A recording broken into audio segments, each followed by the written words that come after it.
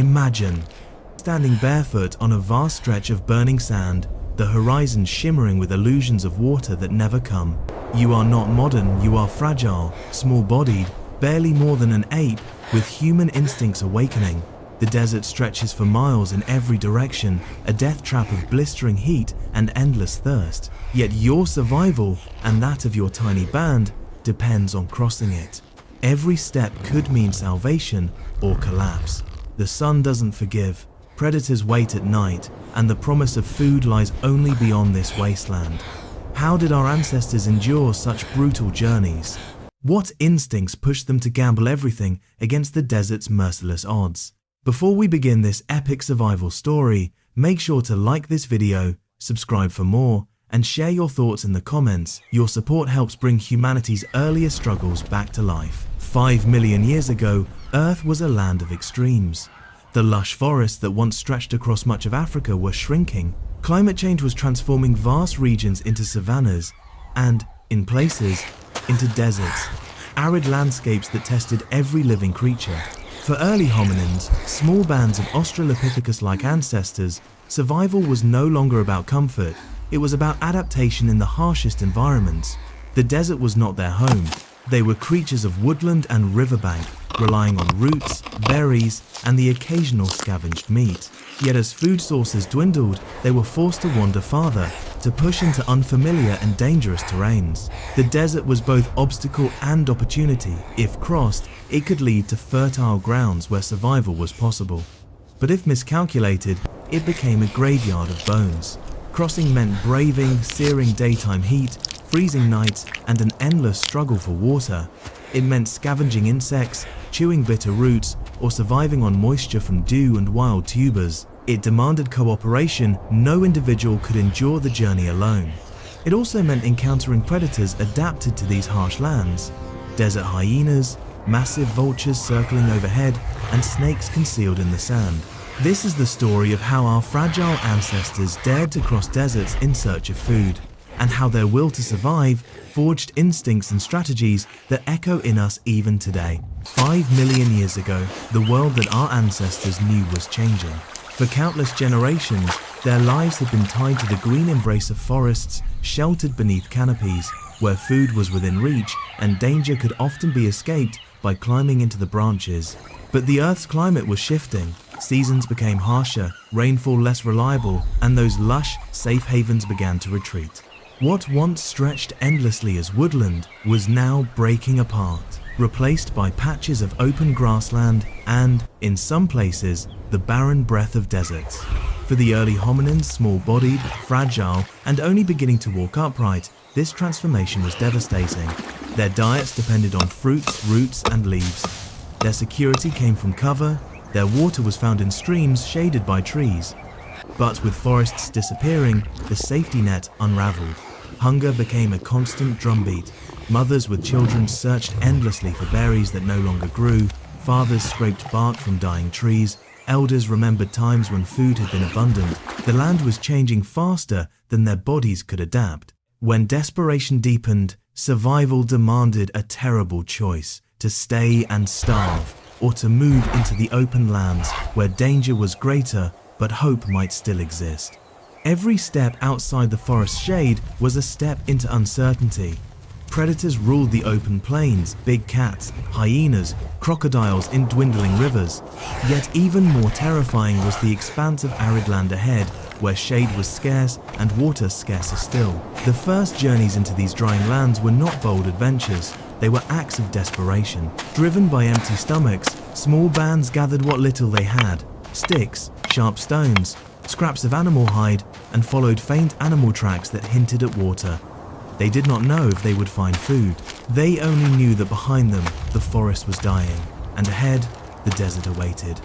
The shrinking forests had forced their hand, pushing fragile apes into trials they were not built for. And yet, it was within these merciless landscapes that the seeds of human resilience would first be sown. At first glance, the desert was a mirage that stretched forever. Heat shimmered on the horizon, blurring reality into illusion. For our ancestors, seeing this wasteland for the first time must have been overwhelming. The ground, cracked like broken pottery, offered no comfort.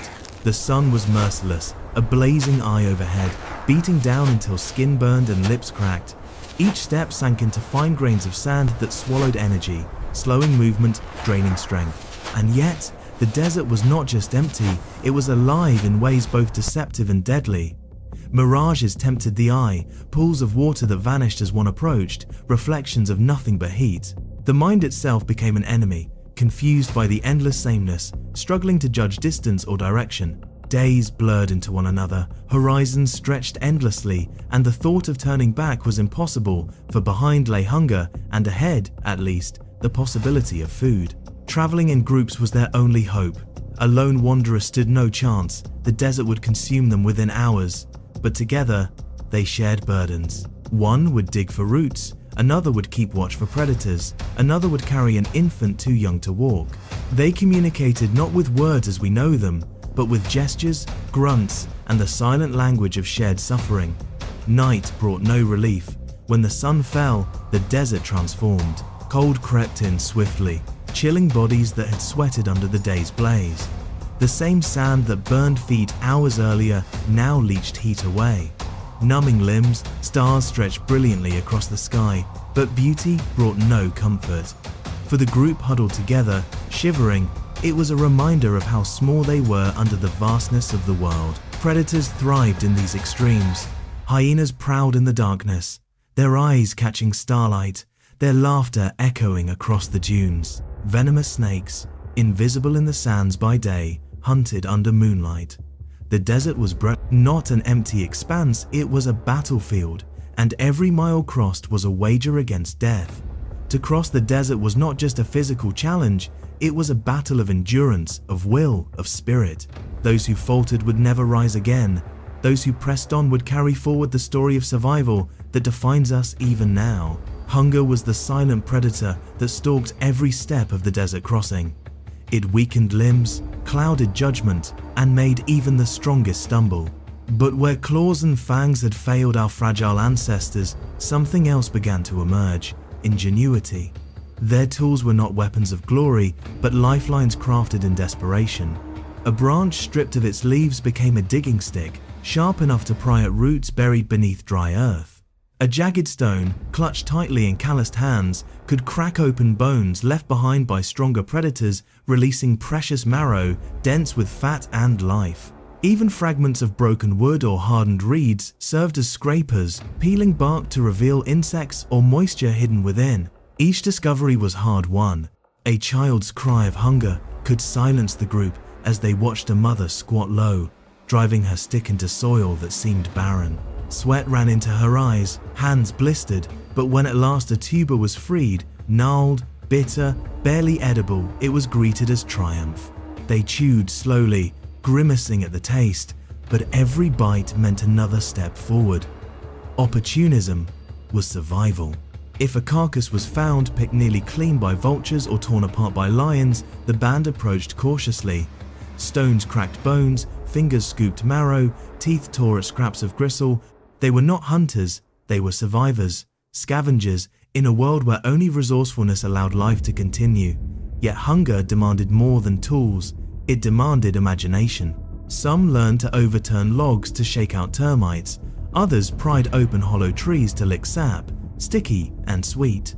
Children, watching, absorbed these lessons. Their tiny hands imitated motions they barely understood, seeding knowledge that would outlive them.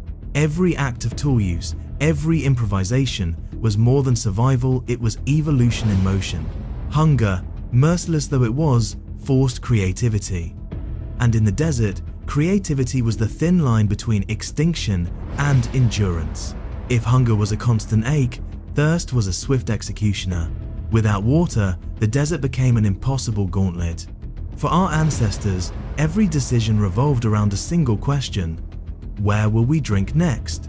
They learned to follow the land's subtle signs.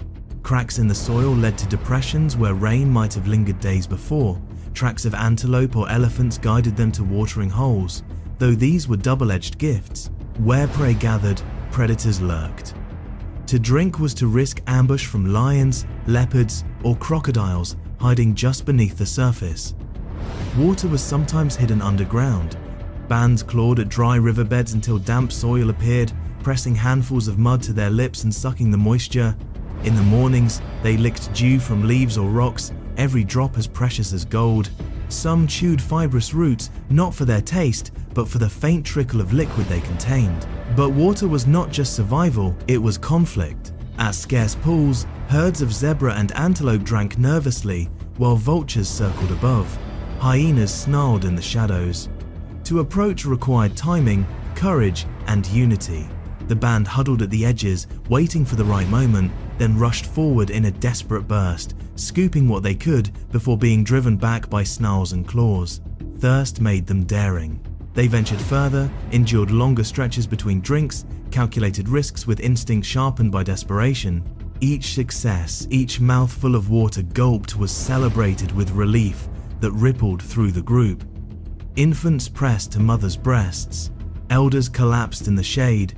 Adults shared glances of exhausted triumph. In the desert, water was not just liquid, it was life's currency. Every drop gained bought another day, another step, another chance to reach the promise of food beyond the sands. Those who found it carried on.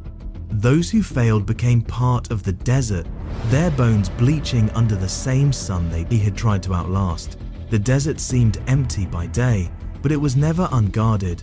Hidden beneath its silence were predators as ruthless as the heat itself. For our ancestors, every step across the sands was shadowed by creatures waiting for weakness.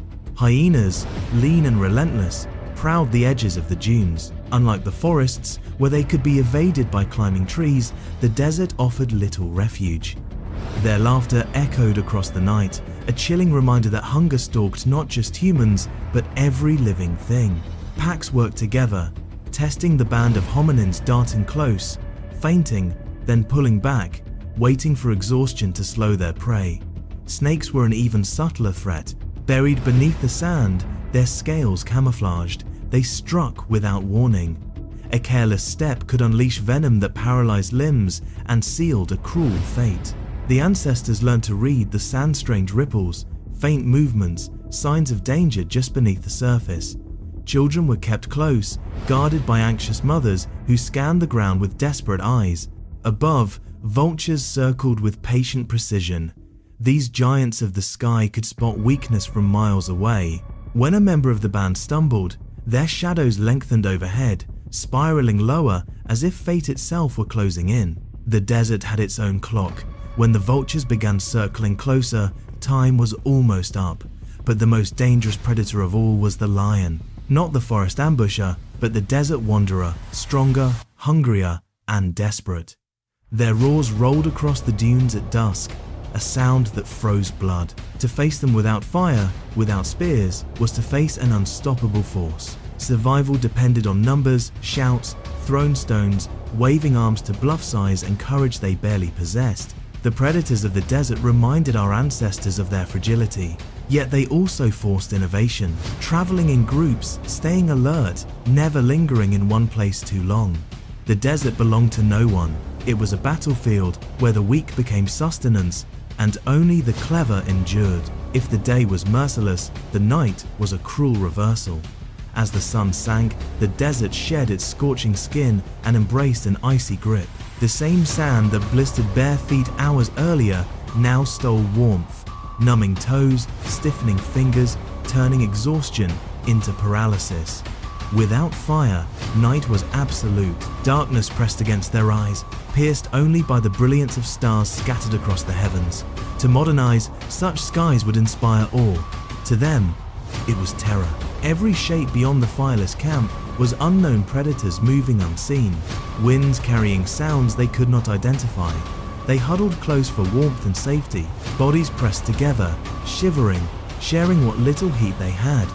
Infants were kept in the center, wrapped in scraps of hide, while adults formed a living barrier around them. Sleep came in fragments, moments of drifting interrupted by sudden rustles, distant howls, or the shriek of an unseen owl swooping overhead.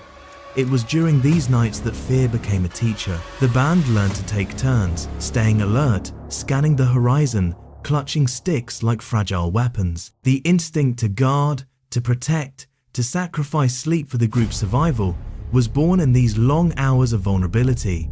Predators owned the darkness. Lions prowled closer, their eyes glowing faintly in the starlight. Hyenas tested the perimeter, circling, sometimes darting forward only to retreat. Even the silence held menace, broken by sudden cries of animals meeting their ends somewhere in the distance. Every sound reminded them they were not alone. And yet, night also gave lessons. They discovered the value of high ground. Sleeping on rocky outcrops offered greater safety. They learned to track the stars, recognizing patterns that guided them toward distant water or oases. What began as terror slowly became knowledge, passed down in gestures and instinct from one generation to the next. In the cold darkness of the desert, our ancestors discovered vigilance, cooperation, and endurance. They were small, fragile, and fearful, but they were also learning to outlast even the longest night. Every desert crossing demanded a price. The land itself seemed designed to break the fragile bodies of our ancestors. Hunger gnawed constantly, thirst hollowed their strength, and the endless march under the sun burned away whatever hope remained. The toll was seen in every face. Cheeks grew hollow, eyes sunken, movements sluggish. Mothers clutched infants who whimpered weakly, their tiny bodies unable to endure the heat. Elders, once guides through the forests, stumbled more often, leaning heavily on sticks. Even the strongest adults, those who hunted for scraps, carried children, and guarded at night, began to falter under the relentless strain. Sometimes, the desert forced choices no creature should have to make. If a member collapsed and could not rise again, the band was faced with an impossible decision: stay and risk all, or move forward and leave the fallen behind. Many tears must have been shed in silence as feet pressed onward, hearts heavy with grief, because survival left no room for sentiment. Children slowed the group, yet they were the very reason to keep moving. Each tiny step in the sand was a fragile gamble on the future of the species. Their cries spurred parents forward. Their laughter, rare and fleeting, was a reminder that endurance had meaning. To carry them across the dunes was to carry hope itself. But not every tragedy was quiet. Predators sensed weakness. When one stumbled, hyenas sometimes struck before the band could defend. Screams echoed, then silence. The survivors pressed on, haunted by what they had witnessed, driven by the knowledge that hesitation invited death. Yet within this toll, something extraordinary grew: resilience. Every loss hardened instinct, every failure sharpened resolve. Each step forward carried not just bodies, but the memory of those left behind. The desert carved pain into their story, but also etched survival into their bones. Humanity was being shaped, one sacrifice at a time. Deserts are teachers, though their lessons are harsh. For our ancestors, each crossing, whether it ended in triumph or tragedy, left behind knowledge. Those who survived carried wisdom that would be passed down, shaping the generations to come. They learned the value of landmarks. A jagged rock outcrop, a solitary tree, a distant hill, all became markers etched into memory. To recognize them meant life, for they often hid water or roots. These mental maps, passed along by gesture and mimicry, became the first seeds of navigation, the foundation for human exploration. They learned timing, moving by night when the air was cooler, resting in shadows during the day. Their bodies adjusted, their instincts grew sharper. Even children learned to conserve energy, to sip water slowly rather than gulp it down. In suffering, discipline was born. They learned cooperation. One could not endure the desert alone. A single pair of hands could not dig deep enough, nor guard against predators, nor carry a child through endless dunes. But together, each weakness was balanced by another's strength. The sick leaned on the strong, the young were protected by the group, and, in sharing what little they had, survival became possible. They learned to read the signs of nature: clouds that promised rare rain, bird calls that hinted at water nearby, even the smell of damp earth carried by the wind. Their senses sharpened in ways modern humans can scarcely imagine. The desert did not forgive mistakes, but it rewarded attention. And perhaps most importantly, they learned endurance, to press forward even when every muscle screamed to stop, to endure hunger, thirst, fear, and loss, to rise each morning under the brutal sun and take another step. That lesson became part of their very being, etched into instincts passed down through generations. Adaptation was not optional, it was survival. The desert had forced them to evolve not in body alone, but in mind and spirit. And those lessons, carved into memory, prepared them for even greater challenges ahead. At last, after endless days of burning heat and freezing nights, the desert's grip began to weaken. The band, gaunt and weary, stumbled toward the faint promise of green on the horizon. At first, it seemed like another mirage shimmering palms, the suggestion of shade. But as they drew nearer, the air shifted. The smell of moisture drifted faintly on the wind. Birds circled, not in menace, but in patterns of life. And then it appeared, an oasis. Water glittered like liquid crystal beneath the sun, fringed by trees whose roots drank deeply from hidden veins below. Grass clung to the soil, insects buzzed in swarms, and the promise of food hung heavy in the air. The group broke into a desperate run, stumbling, falling, rising again, driven by instincts older than reason. Some collapsed at the water's edge, plunging faces into the pool, gulping greedily. Others wept, pressing damp soil to their lips as if it were sacred. For the children, laughter returned. They splashed in the shallows, their frail bodies finally relieved. Mothers bathed infants, washing away sweat, dirt, and despair. Adults dug for roots in the fertile ground, cracked branches heavy with fruit, even caught fish darting in the shallows. Every sense, dulled by hunger and thirst, now surged with life. The oasis was not just salvation, it was victory. Against all odds, against a land designed to erase them, they had endured. The band feasted on what they found, filling bellies, strengthening bodies, renewing hope. And as the night fell, for the first time in many days, they slept with something resembling peace, huddled not in terror, but in relief. The desert had tested them, the oasis rewarded them. But more than water and food, what they had gained was proof survival was possible. They could endure the unendurable. And with that knowledge, the band would rise to face the next trial and the next, carrying with them the triumph of the oasis. The desert was not simply an obstacle to be crossed, it was a crucible, a place where humanity's earliest traits were forged under unbearable pressure. Long after the journey ended, the lessons of the desert lived on. Cooperation became instinct, no one survived alone, and so bonds between individuals deepened. The willingness to share, to protect, to sacrifice, these were not luxuries, but necessities. In the desert's harsh embrace, the roots of human society began to grow. Memory became survival, landmarks, roots, hidden springs. These were stories carried in gestures, passed from elders to children. Knowledge was no longer just instinct, it became tradition, and tradition became culture. Endurance became identity.